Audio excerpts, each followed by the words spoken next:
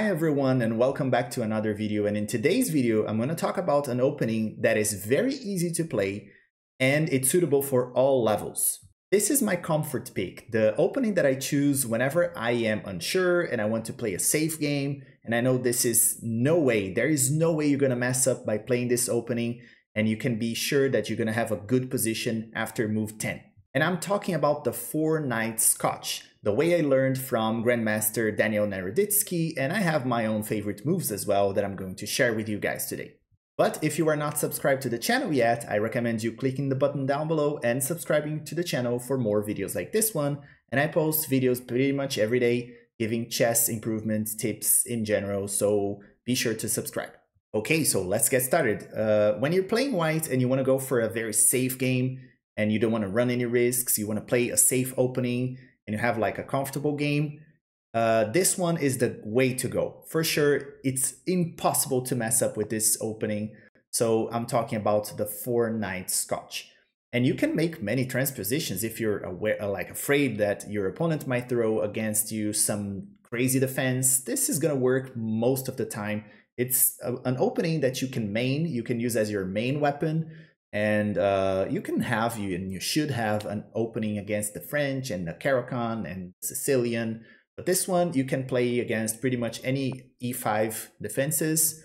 Even if your opponent goes for like some form of Russian Petrov defense, you can still transpose to the same opening. If they go for the typical move right here, you can still play that. Knight c6 is going to be okay. So what you're going to do is you're going to play a similar game to the Scotch game where you develop this knight and move this pawn up. But before moving this pawn up, we're going to develop the knight and the other knight. That's why it's called Four Knights. And then you're going to go for this move, characterizing the Four Knights Scotch variation, where you have these two knights right here and the two central pawns in the center of the board. Everything defends each other. Everything is working very harmonically here. And this is a very great opening for all levels, and it works for beginners to advanced. So what's going to happen here, you're going to develop your knight to f3. And remember, even if your knight goes for a Petrov defense, you can still play this knight here, and they're going to have to transpose to this more often than not. And then you can go for your typical move order.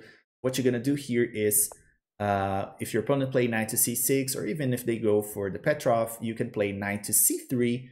And your idea is to play d4 next move. That's your plan. You're going to play d4 next move, and then you might try to develop this bishop and castle very quickly, and you're going to have a very, very simple game. And what your opponent can do here, they can choose multiple defenses. They can go for weak moves like this one, but the most common ways to respond is by playing the knight here to f6, or maybe playing the bishop to c5. Let's take a look at the two moves. First, knight to f6, which is the most common move. This characterizes the Four Knights defense, and you're going to go for the Four Knights Scotch by pushing d4. That's your go right from the start. You have other variations of that: Four Knights Spanish defense, the Ruy Lopez variation, and then the Italian variation, but we're going to go for the Scotch variation by playing d4. So I played the Scotch game myself, so I'm familiar with this position by playing the Scotch as well. But this one is safer than the Scotch in my opinion, because it's just much simpler, much easier to remember the moves, and it's really hard to mess up. So it's really, really difficult for you to go wrong with this opening. That's why it's my comfort pick. I know I'm not going to mess up the opening when I play this one. So after that, probably your opponent is going to take this pawn. This is like more often than not, this is the most obvious move for black here. Otherwise, you can have some ideas of even pushing this pawn and harassing this knight over there. So they have to take this, and then you take back with your knight. And here you have like two powerful centralized knights, a very powerful central pawn. Your bishops are very open, your queen is open, you can castle very quickly, and you can castle either side like this opening. And your opponent here, after you take, they might play two moves. They might play bishop to c5, or they might go for bishop to b4 if they are more aggressive. So let's see what we can do against these two moves. As bishop to d5, c5, sorry, what I like doing is I like to play this move, bishop to e3, and this is setting a little trap here. This is a very nice developing move. You're not wasting your time here. You can go for this move and then castle long if you want. if your opponent plays correctly. But what you're setting up here is that there's a little discovery happening here. This bishop is loose, and you're trying to exploit that, the fact that this bishop is loose. So if your opponent is unaware here, and it happens a lot, they're going to maybe castle in this position, and this is losing a piece. Because what you're going to do is you're going to trade this knight, unleashing the bishop to the undefended bishop right here that is loose, and you are hitting the queen and all that, so they have to take this knight. If they take with this pawn, well, then you can even take this queen before you just capture this bishop, so it's even worse for them. But that's why they are going to take probably with the p pawn here. After they do that, you can just grab the free bishop for you and just retreat your bishop if you want to be safe. Because probably they're going to play something like this, trying to hit your bishop, but it's too late. They are down a piece in this position.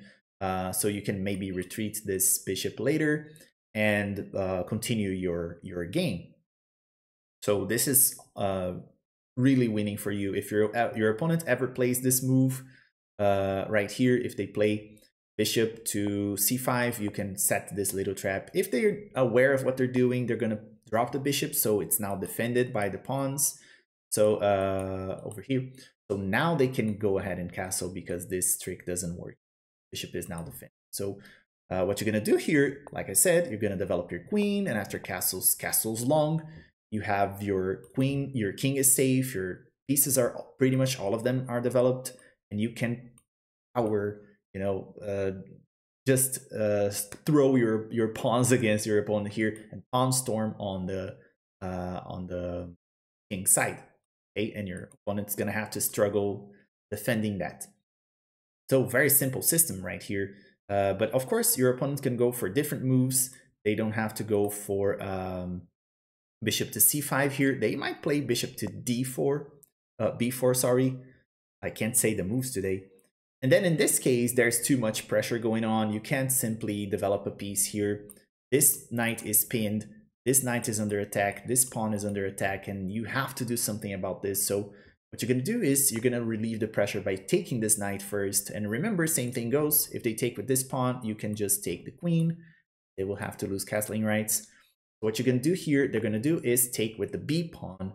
And after bishop to d3, because now you still have to defend this pawn, it's still under attack because this knight is pinned. So it's not technically not defending this pawn, you have to defend it. So you develop the bishop, defending the pawn, probably going to push d5 here. You will have to trade, too many pieces attacking your pawn. And after takes, you can castle short, black's going to castle as well. And you can play a move like bishop to g5, hitting this, it's pinning this knight right here. You might have in the future maybe some ideas of a fork here. If something ever happens, you might take this knight, and after takes, go ahead and fork the things. Of course, they can look for some, resources, try to defend and hold on to this bishop, but it's a really interesting move. Maybe this move will be interesting to prevent any infiltrations right here. Other moves that you might play in this position is just bringing your queen over here, rerouting your knight, maybe in the future bringing your rooks to the center after you kick this bishop away, of course. So, your rook over there. So probably black's gonna play this move, defending this pawn, and that's it. That's pretty much it for this variation. This is the most complex variation in my opinion, but it's still worth noting. So of course, there are some other moves they can go for after you play the typical moves, and you reach this position. Let's say your opponent might play bishop to c5 here, not playing the knight, the four knights necessarily, but this is a very interesting move. Whenever you see this, you can go ahead and take this pawn with your knight, which is interesting. It's going to lure your opponent into taking it back, and they're going to do this probably. If they don't do, you can go ahead and trade if you want. But what's going to happen is they're going to take, and then you can surprise them by playing this move d4, forking the knight and the bishop. Okay, so you're not winning material here. It's just a trade. It's a fancy trade. But you're going to shock your opponents. I've played this sometimes, and your opponents just wait a few seconds here, realizing what's going on. They thought they won a piece, but they actually didn't win anything. So more often than not, they're going to take this, but this is not even the best move. They take, you just take back with the queen, and you have a centralized, powerful queen, and they lost their pair of bishops. so it's good for you, right? The best move here for black is playing bishop to d6, allowing you to take the knight actually, so they can keep the pair of bishops, and your queen is not developed, is in the first starting square. But after bishop to d3 and castle short, you have a great game. You can develop the bishop and the queen, bring your rooks to the center of the board. You have a great game of chess to be played here, so very simple and easy to play. So whenever I want to play a very safe opening, that's what I go for. And if my opponent goes for the knight, I just push d4. That's my go in this position. After they take, I take back, and I wait for my opponent to see what they're going to do. And this is the safest option for me. Whenever I know that I can't mess up, this is my go-to opening as white. And if you like this video, and if you want to see more videos like this one, please don't forget to leave a like, comment down below, and subscribe to the channel for more. As always, I see you guys in the next video.